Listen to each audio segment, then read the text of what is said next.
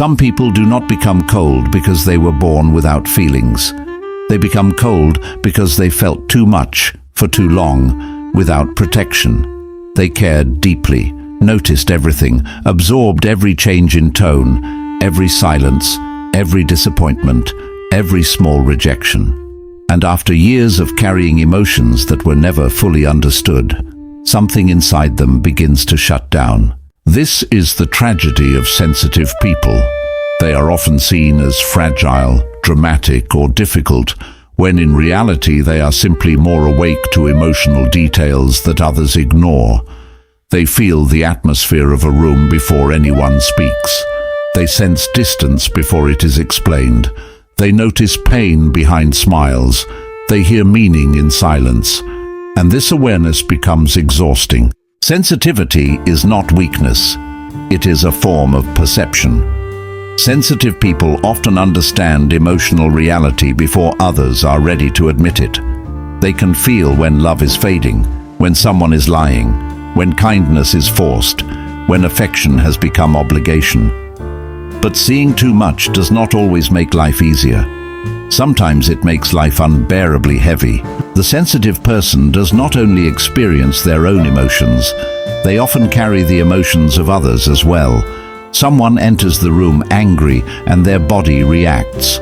Someone becomes quiet and their mind starts searching for what went wrong. Someone pulls away and they feel abandoned before a single explanation is given. Their nervous system is constantly listening.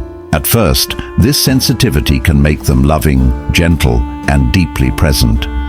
They become the person who understands without needing much explanation.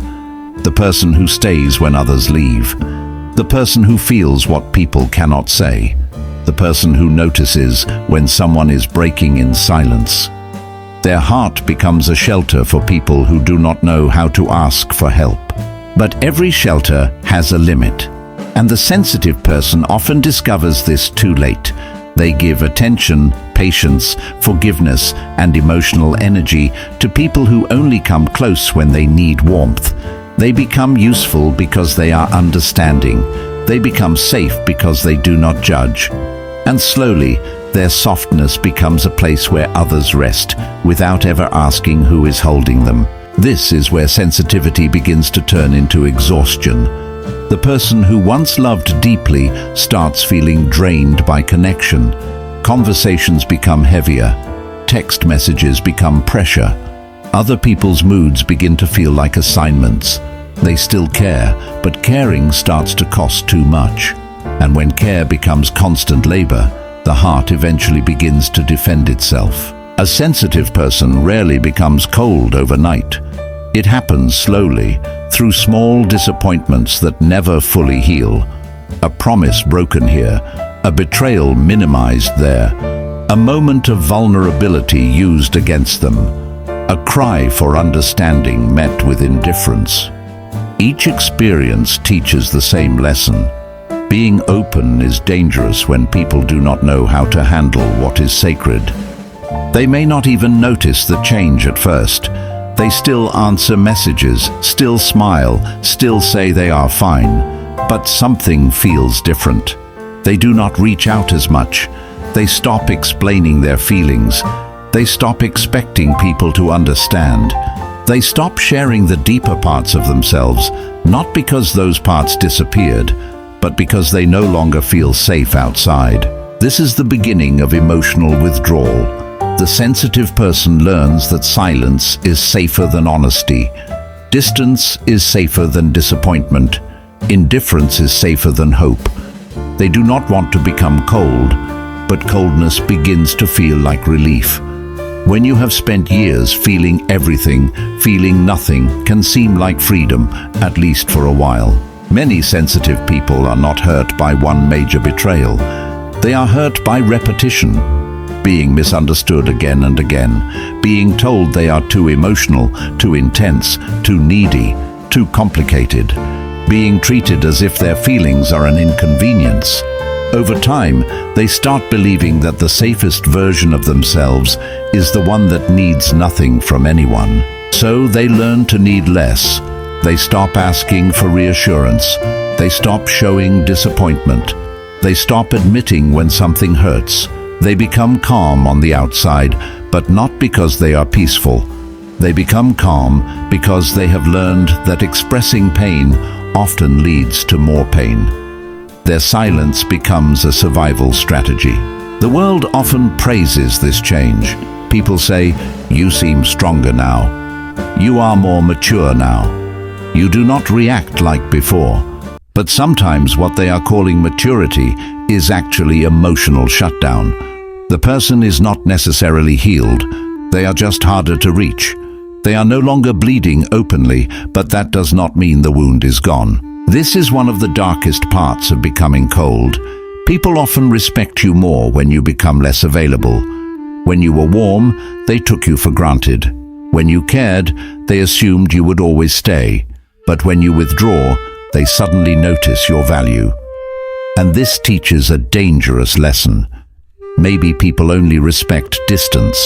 The sensitive person may begin to believe that love makes them weak, that honesty makes them vulnerable, that kindness invites exploitation, that caring deeply only gives others more power to hurt them. And once this belief takes root, the heart begins to build walls not just against pain, but against intimacy, joy, trust, and connection itself. They may say they are fine alone, and sometimes they are. Solitude can be healing for sensitive people because it gives them space to hear their own thoughts without absorbing everyone else's emotions. But isolation becomes dangerous when it is not chosen from peace, but from fear. There is a difference between needing rest and no longer believing connection is safe. A cold, sensitive person can still love, but they love differently, more carefully, more silently, more suspiciously. They no longer give their full heart quickly.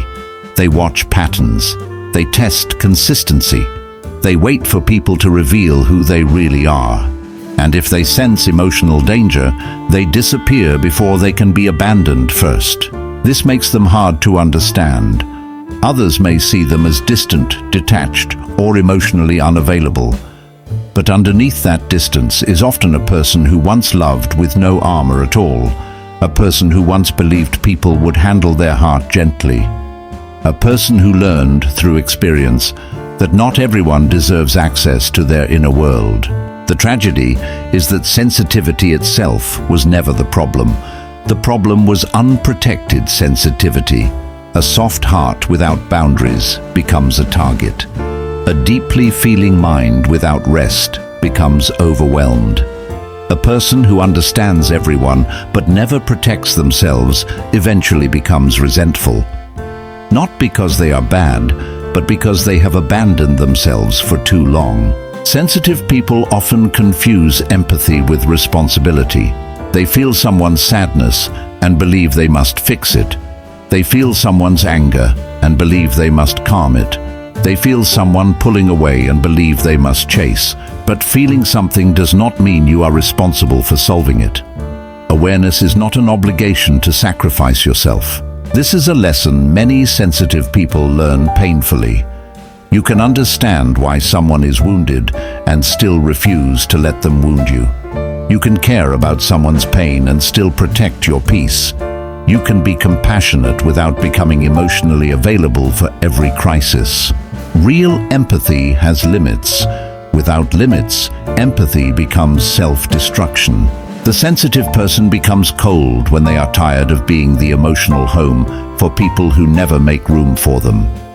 They are tired of being the listener who is never heard, the healer who is never held, the patient one who is never considered, the forgiving one who is never protected. Coldness becomes the only boundary they know how to create. But coldness is a rough boundary. It protects, but it also isolates. It keeps harmful people away, but it can also keep safe people out. It stops the bleeding, but it can freeze the heart in the process. And the sensitive person eventually faces another painful question. Did I become free, or did I simply become unreachable? Healing does not require returning to the version of yourself that had no boundaries, That version may have been loving, but it was also exposed. It gave too much, waited too long, forgave too quickly, and mistook emotional endurance for loyalty.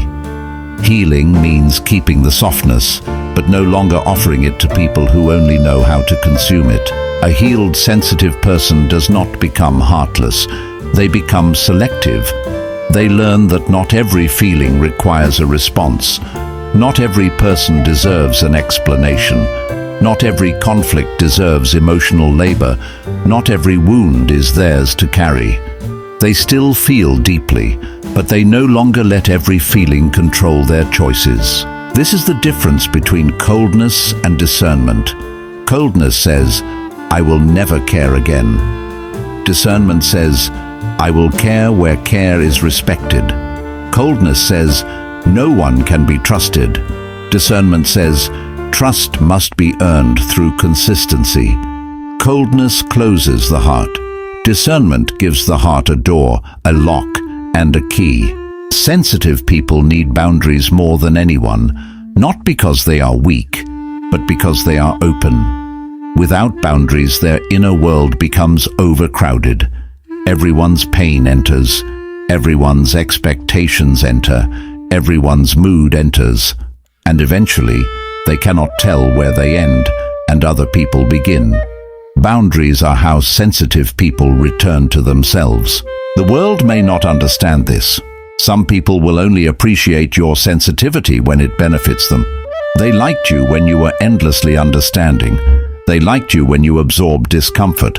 They liked you when you were easy to reach, easy to guilt, easy to convince. But the moment you protect yourself, they may call you cold. Do not confuse their disappointment with your cruelty. Sometimes people are not upset because you became unkind. They are upset because you stopped being convenient. They are upset because the version of you that never said no longer exists. They are grieving the access they used to have, not the love they claim you took away. This is why sensitive people must learn to tolerate being misunderstood. Not everyone will understand your boundaries. Not everyone will approve of your distance. Not everyone will accept the new version of you that chooses peace over performance. But the cost of being understood by everyone is often the loss of your own truth. There is a quiet strength in no longer explaining yourself to people committed to misunderstanding you. Sensitive people often over-explain because they want to be seen clearly. They want people to know they are not cruel, not selfish, not cold without reason. But some people will use your explanations as openings to argue you back into your old role. At some point, peace requires fewer explanations. You can be kind and still say no. You can care and still leave. You can love someone and still refuse access. You can understand someone and still decide they are not safe for you. This does not make you cold. It makes you honest about the limits of your own heart. The sensitive person who heals becomes powerful in a quiet way. They no longer react to every emotional wave. They no longer chase every person who withdraws. They no longer confuse intensity with intimacy. They no longer mistake anxiety for love. Their peace becomes more important than being chosen by people who only choose them when they need comfort. This transformation can feel lonely because it changes what you tolerate. You may lose relationships that were built on your silence. You may disappoint people who depended on your lack of boundaries. You may feel guilt when you choose yourself, but guilt is not always a sign that you are doing something wrong. Sometimes it is a sign that you are doing something new. A sensitive person does not need to become cold to survive. They need to become anchored. Coldness is a reaction to pain. Anchoring is a response to truth. To be anchored means you can feel deeply without drowning. You can care without collapsing. You can be moved by others without becoming responsible for saving everyone. This is the real work. Not killing your sensitivity, but training it. Teaching it when to open and when to pause. Teaching it that every emotion is information, not an emergency. Teaching it that love should not require self-abandonment. teaching it that peace is not found in becoming numb, but in becoming loyal to yourself. There will still be moments when the old softness returns. A song, a memory, a person's pain, a familiar disappointment. You may feel everything again and wonder if you are becoming weak. But feeling deeply is not weakness. The weakness was never feeling. The weakness was giving every feeling permission to pull you away from yourself. The goal is not to become untouchable. A life where nothing reaches you is not freedom. It is loneliness with armor. The goal is to become reachable by what is real, safe, honest, and worthy. To let love in without letting chaos rule you. To keep your heart alive without leaving it unguarded in the hands of careless people. So if you have become cold, ask yourself what your coldness is protecting. Is it protecting your peace, or is it protecting an old wound from ever being touched again? Is it wisdom, or is it fear? Is it discernment, or is it grief? These questions matter, because the same wall that protects you from pain can also separate you from the life you still want. You do not need to return to the version of yourself that loved without protection. But you also do not need to become a person who feels nothing. There is a middle path, a place where sensitivity and strength can live together, a place where your heart remains open but not exposed, a place where you can be kind without becoming consumed. Sensitive people become cold when the world teaches them that feeling deeply is unsafe. But healing begins when they realize they do not have to choose between being soft and being strong. They can be both. They can feel deeply and still walk away. They can care and still have boundaries. They can love and still protect their peace. That is not coldness. That is wisdom. The most painful part of being sensitive is that you can miss people who hurt you. You can understand why you had to leave and still feel the ache of what you wished they could have been. Sensitive people do not detach easily because they do not only remember what happened, they remember the potential, the moments of warmth, the version of someone they hoped was real. And letting go of that illusion can hurt more than letting go of the person. This is why healing takes time. A sensitive person cannot simply decide to stop caring. Their heart does not work like a switch. Even when they become distant, the feelings may still exist underneath the silence. They may stop reaching out, but still think deeply. They may stop explaining, but still feel the loss. They may look cold from the outside, while inside they are quietly grieving the softness they had to protect. But grief is not a sign that you made the wrong choice. Sometimes grief is the price of finally choosing yourself. You can grieve someone and still know they were not safe for you. You can miss a connection and still understand that returning would only reopen the wound. Healing does not always feel like relief at first. Sometimes it feels like emptiness, because peace is unfamiliar after years of emotional chaos. Sensitive people must learn that peace can feel boring before it feels safe. When your nervous system is used to intensity, distance, anxiety, and emotional uncertainty, calmness may feel strange. You may confuse stability with lack of passion. You may confuse safety with emptiness. But real love does not need to keep your body in survival mode. Real connection does not require you to constantly prove your worth. The right people will not punish you for having boundaries. They may not understand every wound, but they will respect the lines you draw to protect yourself. They will not make you feel guilty for needing space. They will not call your healing coldness. They will not demand access to the parts of you that are still recovering. Safe people do not force open the door. They wait until trust is invited. So becoming warm again does not mean becoming available to everyone. It means learning where your warmth belongs. It means giving your depth to people who can meet it with care, not confusion. It means letting your sensitivity become a gift again, instead of a wound that anyone can touch. The goal is not to love less. The goal is to love with more truth, more wisdom, and more protection. In the end, sensitive people become cold when life teaches them that softness is dangerous. But they heal when they realize softness was never the enemy.